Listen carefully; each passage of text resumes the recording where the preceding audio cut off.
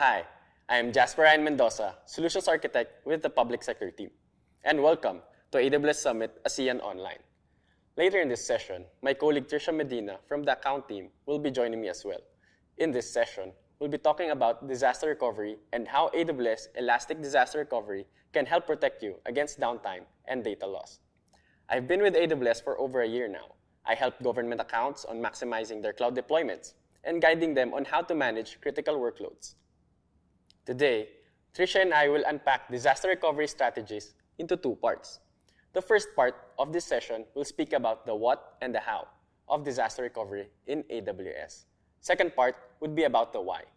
We'll start by experiencing an actual simulated disaster recovery scenario, and I will be demonstrating what DR looks like in AWS. Then, I will walk you through concepts around disaster recovery and how AWS Elastic Disaster Recovery, or DRS, can help you with your DR's plans. Then, I will pass it on to Trisha to discuss why you should consider setting up your disaster recovery in the cloud and how to get started. Since 2019, the cost of IT outages has been steadily rising, with more than half of the IT outages resulted in a business's cost exceeding $100,000 in 2021. Do you have more than 100,000 that you'd like to stack in a pile and light on fire? No? Me neither. That's why I care about DR and why you should too. Today, Trisha and I are going to show you how AWS Elastic Disaster Recovery can help you build a resilient organization, automate that protection, and stay focused on your mission. Let's start by simulating a disaster recovery event. In this demo, we will see what good looks like in terms of a disaster recovery plan and execution. Here, I have a simple PHP web application deployed in Tokyo, region code AP Northeast 1. As I click the Start Time button, what this web app does is periodically fetch the server time and display it on the browser. The web app also displays the server details such as instance ID. Here is our Elastic Compute Cloud, or EC2, deployed in Tokyo. For the disaster recovery region, I have set up AWS Elastic Disaster Recovery, or DRS, in Singapore region. You can see here that the EC2 instance deployed in Tokyo is registered as a source server. So, just to reiterate, the source server is in Tokyo, and DRS is configured in Singapore. Going back to the browser, we can see that the application is continuously fetching server time. Now for the fun part. Let us simulate a disaster recovery event. I have created a script that will continuously send interrupt signals to the source server, simulating an outage. I just have to provide the region code and instance ID. What this does is forcing the source server to effectively crash. And by continuously sending interrupt signals, we make sure that the source server will stay in a crash state. Fun, right? As you can see, the web app froze with the latest timestamp of 20:26:35. Let's check the source server. You can see that the health status is unhealthy. The crash script works. Let's reload the browser and see what happens. It is not responding. So, let's check the network traffic from the browser to see what's happening behind the scenes. As expected, tons of error messages. And finally, a gateway timeout. The DR behavior for this setup is configured such that after an outage has been detected, the splash page will automatically propagate and the DR failover will be initiated.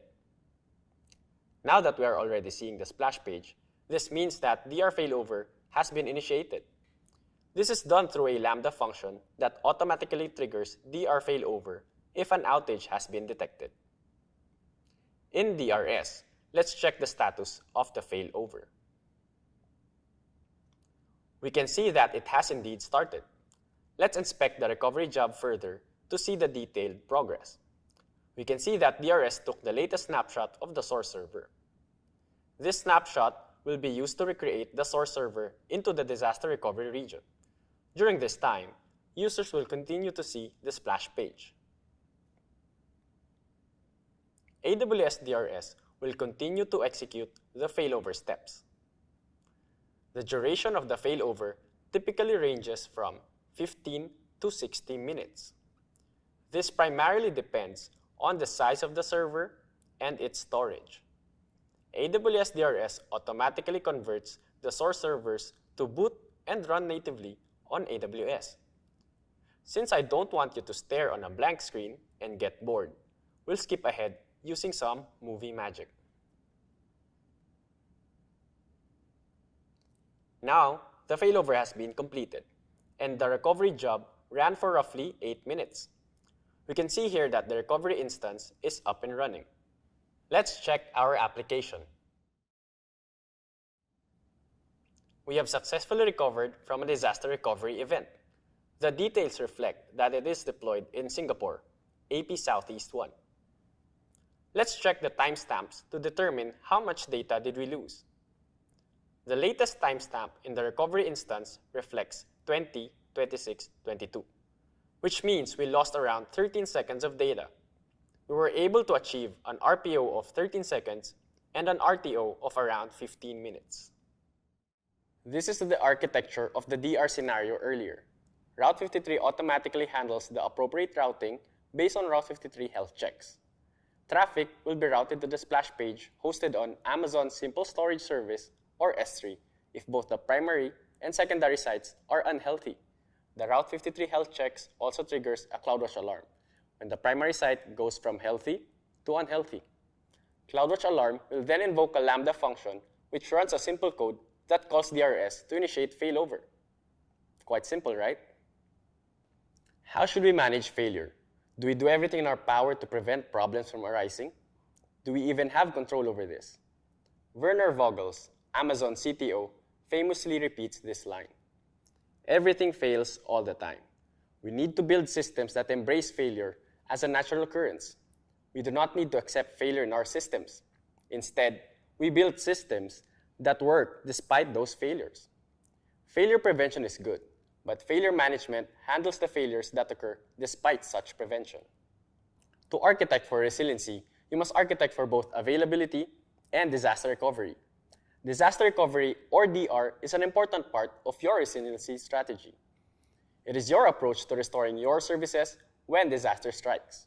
Disaster recovery focuses on addressing large-scale disaster events, whereas availability aims to address the more common disruptions of smaller scale, such as component failures, network issues, or load spikes. The objective of disaster recovery is business continuity, whereas availability aims to maximize the time that a workload is available to perform its intended business functionality. There are three main categories of disaster: natural disasters, such as earthquakes or floods, technical failures, such as power failure or network connectivity outages, and human actions, such as inadvertent misconfiguration or unauthorized third-party access or modification, just like what happened in our demo. Before we dive deeper into DR strategies, let us walk through AWS regions and availability zone concepts. AWS has 26 regions located all over the world, and we are planning on launching more. Regions are geographical locations that can either be a state or a country where we operate our services. Within each region are multiple availability zones. Each region has at least 2 availability zones, with some having as much as 6 AZs. And each availability zone represents 1 or more discrete data centers. Customers can leverage this global infrastructure architecture to meet their resiliency requirements. In planning a DR strategy, organizations aim to achieve their recovery point objective, or RPO, and recovery time objective, or RTO.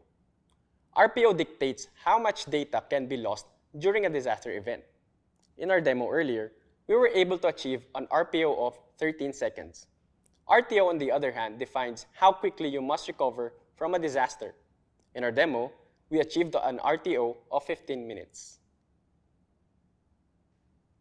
DR strategies available in AWS can be broadly categorized into 4 approaches, ranging from the low-cost and low-complex solutions to utilize backup and restore strategies, to a more complex strategy using multiple regions.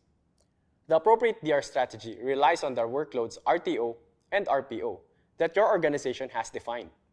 Cost can be a driver for choosing a strategy as well. Pilot Lite is a great DR strategy for meeting longer RTO and RPO requirements. It's suitable for business-critical workloads that can sustain from 15 minutes to 60 minutes of downtime. It provides a mid-range cost option for DR. In this DR strategy, your resources are in a switch-off state, incurring no cost on AWS. Then, when a disaster occurs, you start up your resources during the failover execution. AWS Elastic Disaster Recovery, or DRS, utilizes this DR strategy. You can quickly recover your on-premises and cloud-based applications using AWS DRS. AWS DRS reduces cost by removing idle recovery site resources, and you pay for your fully provisioned disaster recovery site on AWS only when you need it, for recovery or drills. For your AWS-based applications, you can use AWS DRS to recover applications in another AWS region, which can help you meet your resiliency and availability goals for these applications. Let me switch gears and discuss how AWS DRS works under the hood. This high-level architecture diagram illustrates how AWS DRS keeps your environment in sync and ready for recovery to AWS at any time, with very short recovery objectives and significantly reduced TCO. On the left is your source environment, which can be running a range of on-premises and cloud-based applications and databases, such as Oracle, MySQL, and SQL Server, and enterprise applications like SAP. You can easily add or remove protected servers from the AWS console. Install the AWS replication agent on your source servers without requiring a reboot and without impacting performance in any noticeable way. This initiates data replication to AWS, and AWS DRS automatically provisions a staging area subnet in your AWS account. The staging area design reduces cost by using affordable storage and minimal compute resources. To maintain ongoing continuous replication, with the click of a button in the AWS DRS console, launch your servers in your recovery subnet whenever you need to for drills or recovery. AWS DRS automatically converts your source servers to boot and run natively on AWS, and the process typically takes just minutes. AWS DRS allows you to use the same processes to replicate and recover all of your on-premises and cloud-based applications across all supported OS versions. The quick, simple setup includes initiating continuous data replication by installing the AWS DRS agent and defining your replication and launch settings. Conduct non-disruptive tests to complete the setup. You maintain disaster recovery readiness by monitoring data replication and performing periodic recovery and failback drills without impacting replication or user activities. If you need to recover applications, you can launch recovery instances on AWS within minutes using the most up-to-date server state or a previous point in time. Your recovered applications run natively on AWS until the issue at your primary site is resolved. At that point, you can initiate data replication back to your primary site. You can fail back to your primary site whenever you're ready. After failback, simply terminate your launch recovery instances to avoid any leftover costs when you return to normal operations. You can also choose to keep your applications running on AWS after recovery and decommission the original source servers in your primary environment. Going back to our demo earlier, on the right side of the architecture is our DR region in Singapore. You can see that the DRS replication server syncs the data from the source EC2 instance into EBS volumes. The target instance is only provisioned once a recovery has been triggered. This makes DRS a cost-effective DR solution. You're not paying for unnecessary resources, and DR instances are provisioned only during a recovery event, which can either be a drill or an actual disaster recovery. In planning a DR strategy and architecting towards meeting the recovery time objective, companies typically focus on measuring and optimizing the actual failover, starting from the time that it was initiated until its completion. But actually, a significant part of RTO can be detection, which includes notification, escalation, declaration, and then the actual failover. It is the series of events culminating with a failover initiated, It is fine for humans to be involved in this process, but ideally, this should be automated. But it is never okay to have humans, and worst case, your actual customers, to detect the problem. You don't want to be notified of the disaster event via social media by your irate customers, right? This is much too slow, and this results into bad customer experience. So, how do we address this in the cloud? Here are some AWS patterns to detect a disaster, but you may want to build your own health checks and processes. In this example, we are experiencing an S3 get put errors that can be picked up by Amazon CloudWatch, and an alarm can be created based on this metric. This alarm triggers Amazon Event Bridge that can invoke many downstream services. It can invoke Lambda to run your code in regards to the alarm, or step function to orchestrate the multiple Lambdas to run your code. It can use SNS to alert users and/or run automation, or both. Always test disaster recovery implementation periodically to validate the implementation. Regularly test failover of your workloads to your DR region to ensure that you are meeting your RPO and RTO requirements. Our experience has shown that the only disaster recovery that works is the path you test frequently. This is the reason why having a small number of recovery paths is best. A key ingredient in having a successful DR strategy is strengthening your operations. Enterprises often get intimidated and overwhelmed when they hear about all our services. They find it too complex, and that slows them down from quickly understanding how AWS can help them achieve their business outcomes. AWS Cloud Operations is a new solution and global marketing initiative for what enterprises need to do to build and operate securely and successfully in the cloud, no matter where they are right now in their transformation. Through AWS Cloud Ops, customers lower their cost of operations, improve operational resilience, and have even reduced their carbon footprint by 88%. With AWS Cloud Ops, you can get both business agility and control. Our management and governance tools, the foundation of our Cloud Ops model, are built at cloud scale from the beginning, not adapted from on-premises technology. AWS has the depth of experience and services to define and deliver the Cloud Ops model. Not only do we have millions of AWS customers who serve more than 1 billion of their end users, we also have more than 20 years of operation management experience. Similar to DevOps, ITOps, SecOps, and SysOps, AWS Cloud Ops describes the roles, processes, and tooling for cloud operation success to achieve outcomes such as control, agility, availability, speed and safety, and ease of use. AWS Cloud Ops helps customers enable, build, or operate their workloads in the cloud, on-premises, or at the edge. Use the AWS Cloud Ops model to automate the management of application performance, availability, and governance at scale, so you can operate easily, successfully, and securely in the cloud. Learn more at aws.amazon.com/cloudops. Now that I have discussed the what and the how of disaster recovery in AWS, Trisha will be discussing about the why. Take it away, Trisha.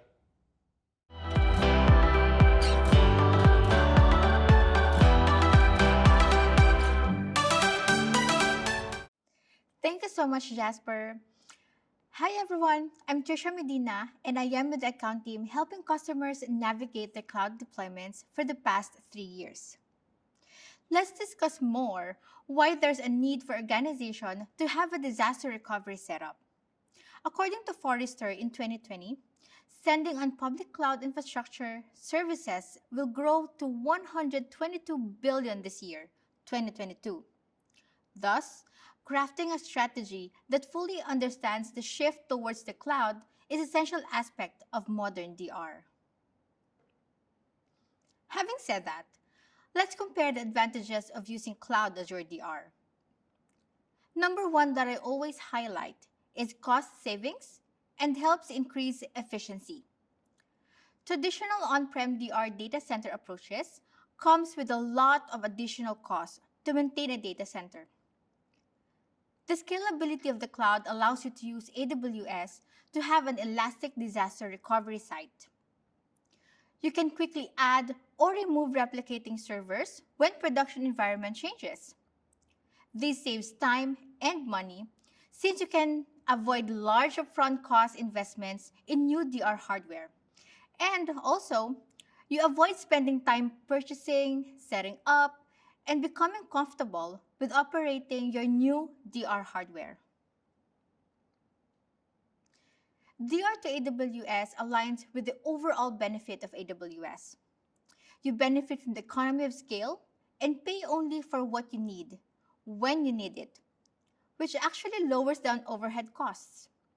On top of that, AWS DRS offers easy, repeatable, and non-disruptive testing, so you can be able to make sure that you will be able to recover your system in minutes if necessary. The savings with DR to AWS can be used towards innovation in the cloud or investment in your business. You can also increase your IT resiliency.